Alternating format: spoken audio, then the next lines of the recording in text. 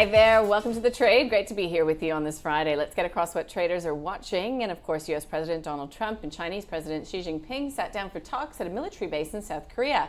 Mr. Trump told reporters on Air Force One that it was an amazing meeting and the talks were a great honor. Tariffs have been cut and rare earth exports issue settled for at least a year. Oil prices held steady on that trade truce, if you want to call it that. We also heard from mega cap tech companies, Apple forecasting upbeat holiday iPhone sales, and Amazon's shares soared in after-hours trade as cloud growth beat expectations. And here's an interesting one. Netflix is exploring a bid for Warner Brothers Discovery, so consolidation in the media space in the U.S. continues. Let's get across the trade. Thomas Atkinson from FX Evolution joins us now. Thomas, nice to see you. We are in the midst of quarterly reporting season in the U.S. A bit touch and go, though, for indices there, with the S&P 500 down 1% overnight. What's happening? Yeah, so we're in that kind of Goldilocks point at some point in terms of the earnings, and then also, of course, anything can destabilize it as well when you're in the Goldilocks zone. So I think with the S&P, the main thing here, at least technically, is we've hit this trend line that we seem to continuously hit this year, and since around July of 2025.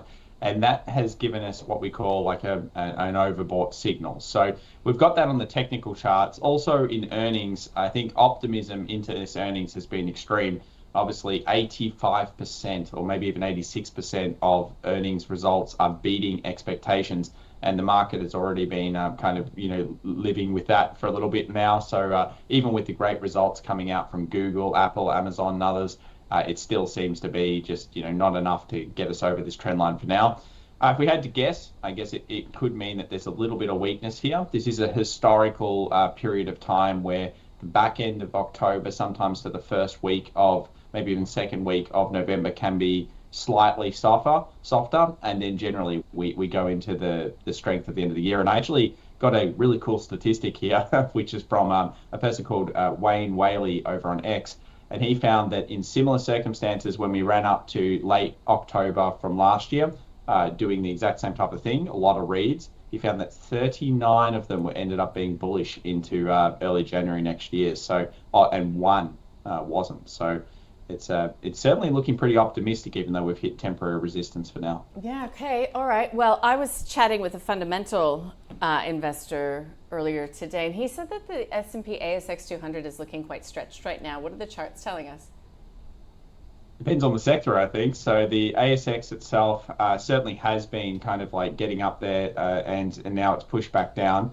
When we look at the charts, you'll see that we're kind of in the first support at around this 8,900 zone. There are, of course, stretched sectors such as the banking sector. I think that's the main one that everyone's going to be looking at, saying that's pretty lofty expectations. But we've still got two major key supports. The one we just found ourselves at, which is around this 89, and then we've got the key support at 87. So I think for really us to see significant weakness in the XJO, we're going to need to see the market underneath that 8,700 level, and that just hasn't happened. It's being helped a little bit by some stuff that's been discussed this week. I think you were just talking about it, being the trade deal information about, of course, metals, minerals, all those types of things. They're running, but also, as we'll see soon, some oil stocks are starting to find a bit of resurgence. And I always cut Australia into banks, energy, and metals. And the XJO is made up of a lot of those stocks. So I'm cautiously optimistic about the way the XJO looks. And of course, if metals keep rising, then it's going to be all right. But the banks are, of course, for concern. Yeah, well, what about metals? I mean, base metals. Copper did come off. Obviously, it's very attuned to the global growth story. What about iron ore? How's it traveling? Yeah, really good. We've been on this show for years now, I feel, and with iron ore, one of the things that's been really exciting about it is that it's often had this run. Viewers can have a look. November, December, January into February, often pretty strong period for the iron ore stocks. It tends to run into the Chinese New Year, which for whatever reason has happened before. And we've got a breakout here in one of our favorites, which is obviously FMG. It's been sitting for a long time. We've talked about its bullishness over the last couple of months coming into this event.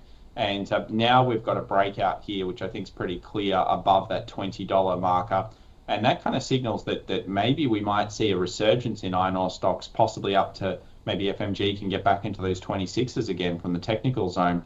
BHP, Rio, they've all been kind of improving as well in recent times. So it's exciting for the metals that haven't been on the forefront of the boom that's had for the last 3 months. So the silvers, the golds, the precious metals.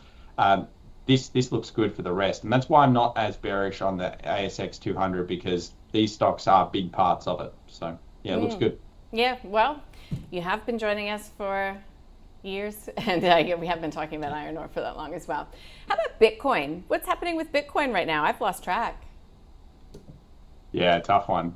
You've got two sides here. You've got the sides. It actually looks like a pretty confusing chart. Now I've got it up here, but I'll break it down. So there's, of course, the side that says the halving period's over. So there's a thing famously called the halving cycle, which ends generally around this period of time from its halving period. And then you've got the counter to that, which is, of course, that Wall Street and everybody else has now entered into Bitcoin for the first time, and being exchange traded funds and everything else. So it's a very tough chart to break down. I've got a couple of things here. I've got a green squiggly line. That's what we call an anchored VWAP line. And that seems to have held so far every drop from Bitcoin. We've also got a highlighted green box, which shows where the most traded amount of volume has gone through. So around this 103,000 to maybe 108,000 has been very, very popular for buyers to seem to commit to the position. But we are facing off at a very tough point. If this market drops underneath, let's say 100,000, gets underneath 95 especially, and holds underneath there, then a lot of people are going to be calling for this to be a significant drop due to the way the pattern looks up at the top. I'm still cautiously optimistic that we've got a little bit more to go with government policy in the US that could push it through, but we won't really know that the bulls are back until they probably regain past 116,500. That's a key level I've been looking at now for last week. So it's a tough chart. We've got two breakout levels. If I had to guess, I'm still optimistic, but certainly there are many cases both ways. And whenever that's happening, it's confusion, and confusion sometimes is better to stay away from if you're not sure. All right, we saw gold, I guess, gaining as we saw the Fed trimming rates. Investors obviously weighing up the U.S.-China trade deal as well when it comes to precious metals. Let's skip over gold, though. Can we talk silver? Yeah, look, I'm actually obviously like gold, silver, but I think the silver chart is an interesting one because it fell more. So gold fell 10-11% from its top. Obviously, we saw those famous lines lining up for bullion buying in both gold and silver, and it had a very, very good run. But now it's come back to the blue line, which is a 50-day moving average, a very commonly used moving average. And we've actually seen this rally so far always find buy pressure there. And it came down and it hit it at around 45, 46 an ounce, and it instantly found buyers. So I think that the thing here is that the silver and gold rallies were too fierce. They have to take a breather. But at least the data stats that I've been running have suggested that while we might have 1 month, 2 months of sideways or even a little bit more, declining action, generally speaking, it does look like these rallies are still intact.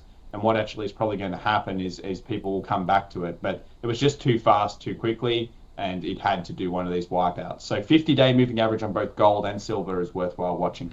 Okay, just before we have to let you go, stock specific, could we do Woodside? I mentioned that oil prices held steady because, of course, of this meeting that we had between Trump and Xi, but it has been performing better as of late.